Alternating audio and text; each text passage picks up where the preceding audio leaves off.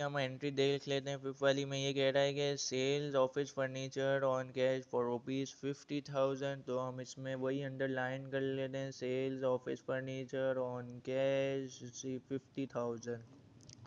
तो उसमें आप देख लेंगे सेल्स हो रही है वही वाली ऑफिस फर्नीचर, मतलब जो ऊपर सेकंड में थी वही ही वाली फिफ्थ में है। तो ये ऑल्टरनेट मतलब अपोजिट हो जाएगी इसकी एंट्री।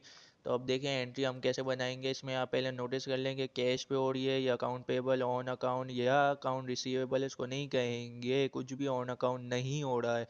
तो ये क्यों कैश पे हो रही है, तो उसकी अब एंट्री बना लेते हैं। ऑफिस फर्नीचर हमारा जा रहा है और कैश जो है हमारे पास आ रहा है, कैश कमिंग इन है, ऑफिस फर्नीचर गोइंग आउट है। तो इस वजह से मुझे ये एंट्री बनानी पड़ी और ये ही बनेगी।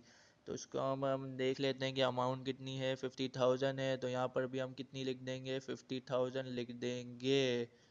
यहाँ मैंने 50,000 को लिख लिया और ये एंट्री को रिकॉर्ड कर लिया जर्नल की फॉर्म में। अब आखिरी वाली देख लेते हैं, उस आखिरी वाली में क्या नई बात है।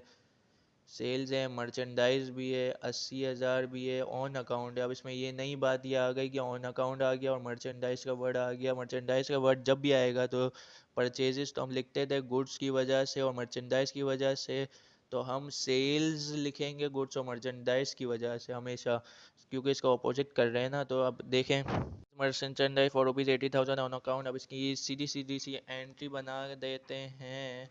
इसकी एंट्री ये बनेगी ऑन अकाउंट की वजह से। मैं यहाँ क्या लिख रहा हूँ, अकाउंट रिसीवेबल।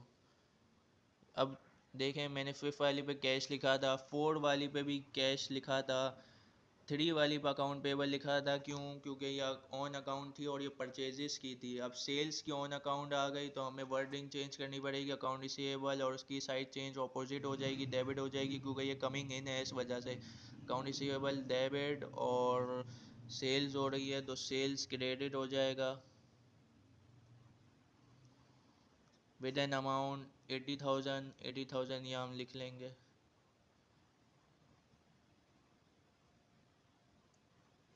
तो ये जो जर्नल है ये हमारा कंप्लीट हो गया।